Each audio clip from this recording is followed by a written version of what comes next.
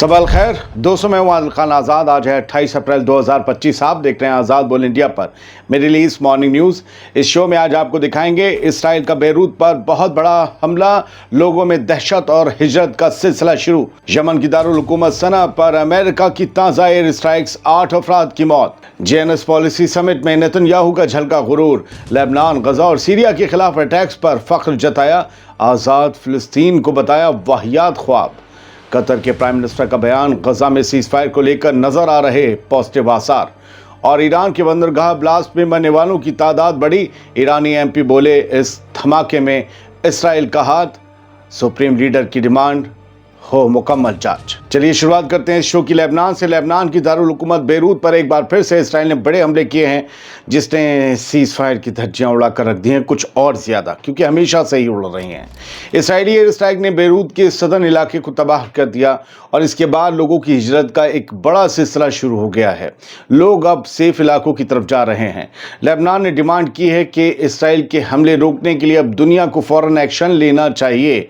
Israeli forces ने इतवार को एक भारी एयर स्ट्राइक की, जिसमें बेरूत के हदाद एरिया में एक बिल्डिंग को निशाना बनाया गया। ये वही इलाका है जो हिजबुल्लाह का स्ट्रॉन्ग होल्ड माना जाता है। रात के अंधेरे में लोगों को इधर से उधर भागते देखा गया। बहुत ज़्यादा परेशान थे लोग। आईडीएफ का कहना है, इस हमले की दलील जो उन्होंने दी है आईडीएफ ने, वो ये कहा है कि इस बिल्डिंग में हिजबुल्लाह की मिसाइल्स रखी जाती थी या मिसाइल से जुड़े कंपोनेंट्स रखे जाते थे, जैसा कि उनके हर बार एक इल्ज़ाम होता है। इसराइल से पहले इजरायली फोर्सेस ने वार्निंग्स भी दी थी, जिसके बाद इलाके में खौफ फैल गया और बचकर निकलने के लिए लोगों की जद्दोजहद शुरू हो गई। इधर लेबनान के प्रेसिडेंट जोसेफ आउन ने इजरायली हमले की शदीद मजम्मत की है। वो जब से प्रेसिडेंट बने हैं सिर्फ मजम्मत कर पा रहे हैं। शायद ही किसी प्रेसिडेंट को इतने कम वक्त में मजम्मत करने के इतने मौके मिले हों जितने जोसेफ आउन को मिले हों। फिलहाल उन्होंने अमेरिका और फ्रांस से अपील की है कि वो अपनी जिम्मेदारी समझें और इसराइल पर फौरन प्रेशर डालें कि ये अग्रेशन अभी यहीं पर रोक दिया जाए। बढ़ते आगे, बात यमन की करते हैं। अमेरिका की एक और नई स्ट्राइक यमन की दारुल हुकूमत सना पर कहर बनकर टूटी। इस हमले में कम से कम 8 अफराद शहीद हुए, जिनमें बेगुनाह औरतें और मासूम बच्चे भी शामिल हैं। बनी अल हरीद का इलाका है सना के पास या सना में। यहाँ सबसे ज़्यादा तबाही दिखी और तबाही के निशान दिखे, जहाँ 3 घरों को राख कर दिया गया। सिर्फ इतना ही नहीं, सना के साफियान डिस्ट्रिक्ट में भी अमेरिका ने अपना गुस्सा उतारा बमों के ज़रिए। यमन के बेकसूर बच्चे और औरतें एक बार फिर अपनी छातियों से बेजान जिस्मों को लगाकर रोने को मजबूर हुए और दुनिया सिर्फ तमाशा देख रही है। लड़ाई हूथीज़ और अमेरिका के बीच है। निशाना हूथीज़ हैं, लेकिन सबसे ज़्यादा निशाना आम लोग बन रहे हैं। इसराइल में एक समिट के दौरान Israeli prime minister Benjamin Netanyahu ने अपनी पुरानी फितरत एक बार फिर दिखाई। नेतन्याहू ने दावा किया कि इसराइल के लेबनान, गजा और सीरिया पर हमलों ने पूरे मिडिल ईस्ट का नक्शा बदल कर रख दिया है। और अपने अल्फाजों में उसने कहा कि हमने एक्सिस ऑफ ईविल को कमज़ोर कर दिया है। जो एक्सिस ऑफ रेजिस्टेंस ईरान की कहलाती है, उधर हिजबुल्लाह, हाउथीज़, हमास, उसको नेतन्याहू एक्सिस ऑफ ईविल कहता है और उसी को उसने कहा है कि एक्सिस ऑफ ईविल को हमने कमज़ोर कर। और ये सही बात है कि एक्सिस ऑफ रेजिस्टेंस को उसने कमज़ोर, उसकी आईडीएफ ने कमज़ोर कर दिया है। खैर, नेतन्याहू ने न सिर्फ लेबनान में इसराइल के पेजर अटैक्स पर फ़ख्र जताया, बल्कि हिजबुल्लाह के लीडर हसन नसरल्लाह के कत्ल को भी अपनी कामयाबी बताया।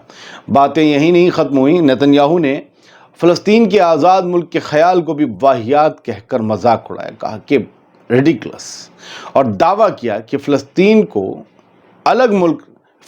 कोई अलग मुल्क नहीं चाहते। ये उसने दावा किया कि फ़लस्तीनी कोई भी अलग मुल्क नहीं चाहते, बल्कि इसराइल के अंदर घुसकर जीना चाहते हैं, मतलब इसराइल की ज़मीनें कब्जाना चाहते हैं। नेतन्याहू ये सब बोलते वक्त ये भूल गया कि फ़लस्तीनी तो हज़ारों साल से अपनी ज़मीन पर रह रहे हैं, मगर जब इसराइल का पहला राजा भी नहीं बना था, जब डेविड का दौर भी नहीं था जो इनके मुताबिक है, तब से फ़लस्तीनी हैं। मगर आज के इसराइल में रह रहे ज़्यादातर लोग पिछले 100 साल के अंदर ही इस ज़मीन पर आए हैं। नेतन्याहू को इसका भी ख्याल रखना चाहिए। गजा की कुछ और खबरें ले लेते हैं। अल-मायदीन की headline, Israeli forces launch intense attack across गजा, डजन्स किल। बताया गया है कि जो کل کی بات تھی. آج کی خبریں وہاں اپڈیٹ ہو رہی ہوں گی کیونکہ ہمارے ان کے بیچ 3.5 گھنٹے کا فاصلہ ہے, اور پھر بہت سے لنڈن سے چلتے ہیں تو ویب سائٹس اور اخبار تو 5.5 گھنٹے کا فاصلہ ہے. ابھی خبریں ڈیولپ ہو رہی ہوں گی, وہ دوپہر یا شام سے خبریں ان کی آنی شروع ہوتی ہیں, ان کی دوپہر. تو ابھی یہ بتایا کہ 27 اپریل, کیونکہ آج 28 سے 27 اپریل کو لگ بھگ 50 فلسطینی شہید ہوئے ہیں اسرائیل کی اسٹرائکس میں. درجنوں لوگ مارے گئے ہیں, انہی کو پھر بعد میں نیچے تعداد 50 بتائی ہے, اور زبردست طریقے سے لوگ زخمی ہوئے ہیں. بہت بری یہ اسٹرائکس ہوئی ہیں. فوٹو تو ہم بلر کر دے رہے ہیں, آپ دیکھ نہیں پائیں گے کیونکہ ہم ہی نہیں دیکھ پاتے ہیں. ہیڈ لائن کے ساتھ جو ہے وہ تھوڑا سا دھیان رکھنا پڑتا ہے. خیر, لیکن پھر بھی ایک بات چیت چل رہی ہے کہ غزہ میں کسی طریقے سے کسی صورت سے سیز فائر کروایا جا سکے. اس کو لے کر قطر اور ایجپٹ سب سے زیادہ کوشش کر رہے ہیں. ترکی بھی اس میں سے ایک ہے, وہ ادھر سے ہاتھ پاؤں آگے پیچھے سے مارنے کی کوشش کر رہا ہے کہ اس کا بھی نام اس پورے مذاکرات میں لکھ جائے. لیکن پھر بھی قطر کے جو پرائم منسٹر ہیں انہوں نے کہا ہے کہ غزہ سیز فائر کی جو بات چیت چل رہی ہے اور جو بات پروپوزل حماس نے پیش کیا ہے مصر کے سامنے, مصر, اسرائیل, قطر اور غزہ کے حماس کے بیچ جو بات چیت چل رہی ہے اس میں کچھ پروگریس, کچھ ترقی دکھ رہی ہے. لگ رہا ہے کہ جیسے بات بن سکتی ہے.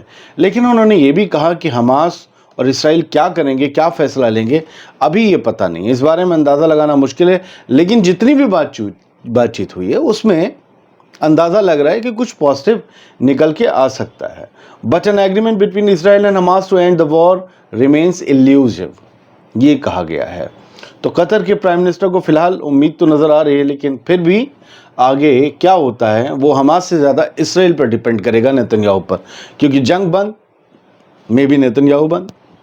Netanyahu says Iran's nuclear program must go. No current prospect for reaching hostage deal. دیکھیے اس ہیڈ لائن میں 2 خبریں ہیں, لیکن آپ دیکھ لیجئے. نو کرنٹ پراسپیکٹ, نیتنیاہو کو ابھی ہوسٹیج ڈیل کرنی نہیں ہے, یہیں سے پتہ چلتا ہے. کوئی ایسا نہیں ہے کہ بہت جلد بازی میں ہڑبڑی میں, کیونکہ اس کا کام تو چل ہی رہا ہے. وہ جو اسے کرنا ہے, وہ فلسطینیوں کی تعداد کم ہو رہی ہے, غزہ کے انفراسٹرکچر اور تباہ ہو رہا ہے, امریکہ سے اسے پیسہ بھی مل رہا ہے, گولہ بارود بھی مل رہا ہے, ٹھیک ہے, تو وہ کام چل رہا ہے. تو اسے اتنی جلدی نہیں, اس لیے وہ ہوسٹیج ڈیل کو لے کر اتنی جلد بازی میں نہیں ہے. Netanyahu says Iran's nuclear program must go. Netanyahu نے کہا ہے کہ ایران کا پروگرام بند ہونا چاہیے. میں نے اس ڈیٹیل میں اس خبر کو جب پڑھا تو یہ کہہ رہا ہے کہ ایران کا ایسا نہیں ہے کہ صرف یورینیم انریچمنٹ بند ہو, بلکہ وہ کبھی یورینیم انریچمنٹ نہ کر سکے, اس کی بھی کنفرمیشن ہونی چاہیے. ایسی ڈیل امریکہ کرے, ان کے سارے سینٹریفیوج جو ہیں وہ تباہ کر دیے جائیں, ختم کر دیے جائیں, ڈسمنٹل کر دیے جائیں. ایران کبھی بھی یورینیم کو انریچ نہ کر سکے, اور جو سٹاک پائل جو ذخیرہ بنا رکھا ہے اس نے یورینیم کا آلریڈی انریچ کیا ہوا, اسے بھی ختم کیا جائے.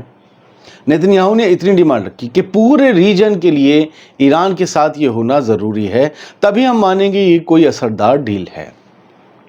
ایران سے اسرائیل کو اتنا خطرہ ہے, اتنا ڈر ہے ہر وقت کا. وہ اب اپنے نیوکلیر پروگرام کے بارے میں کوئی اطلاع نہیں دیں گے, لیکن ایران کے پاس نہیں ہونے چاہیے. ہم تمہیں چاہتے ہیں کہ تم امرود کھاؤ لیکن دانت نہیں دیں گے, تو دوست بن کے رہو لیکن ہاتھ نہیں دیں گے ملانے کے لیے. یہ والی بات ہو رہی ہے. خیر, بڑھتے ہیں آگے. ایران کے پورٹ پر, بندر عباس شہر میں جو پورٹ ہے شاہجہی کر کے, آئی تھنک 40 لوگ وہاں پر مارے جا چکے ہیں اب تک. پرسوں یہ بلاسٹ ہوا تھا, 40 لوگوں کی جان چلی گئی ہے. پرسوں یہ آنکڑا ہم نے 14 بتایا تھا, پھر 28 ہوا, پھر اب یہ 40 ہو چکا ہے. ڈیفنس منسٹری نے کسی بھی ملٹری کارگو سے انکار کیا. یہ ہم نے کل ہی آپ کو بتا دیا تھا. ڈیفنس منسٹری آف ایران نے کہا ہے کوئی بھی ملٹری کارگو نہیں تھا, نہ ملٹری کوئی جہاز تھا, نہ ملٹری کوئی وہ جو کنٹینرز ہوتے ہیں وہ تھا, نہ کوئی ملٹری ساز و سامان تھا. کسی پر نہ حملہ ہوا ہے, نہ آگ لگی ہے کسی ملٹری ساز و سامان میں, بلکہ کیمیکلز تھے, ان میں یہ بلاسٹ ہوا ہے. اس کی تحقیق جو ہے وہ جاری ہے. حالانکہ یہ بار بار کہا جاتا ہے, نیو یارک ٹائمز نے بھی کہا کہ ایران کی IRGC جیسا کہ کہہ رہی ہے, ایک بندہ ہے IRGC سے connected, the new York Times کا کہنا ہے کہ اس نے یہ اطلاع دی ہے کہ سوڈیم پر کلوریٹ میں یہ دھماکہ ہوا ہے. اور یہ سوڈیم پر کلوریٹ جو ہوتا ہے یہ ایک میجر انگریڈینٹ ہے فیول بنانے کے لیے, میزائل کا فیول بنانے کے لیے, میزائل کا ایندھن بنانے کے لیے. خیر سر, تھوڑی سی ہیڈ لائنس اور ہیں.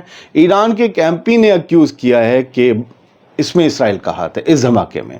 اسرائیل accuses Israel of involvement in port blast as fires continue to smolder. اور یہ بتایا جا رہا ہے آگ اب بھی لگی ہوئی ہے بھیانک. پرسوں دھماکہ ہوا تھا, کل بھی دھماکے ہوئے, ہم نے آپ کو خبر اور ویژول دونوں دکھائے, پچھلا ایپیسوڈ آپ دیکھ سکتے ہیں. اور there were explosive planted in the container. اور یہ جو محمد سراج کر کے ایک ممبر آف پارلیمنٹ ہیں ایران کے, انہوں نے یہ کہا ہے کہ جو ایکسپلوسیو تھے, بارود تھا, بم تھا, جو بھی تھا, وہ کنٹینر کے اندر فٹ کیا گیا تھا, یا تو ہمارے ہی ملک میں یا تو جہاں سے وہ مال آیا تھا اس ملک میں.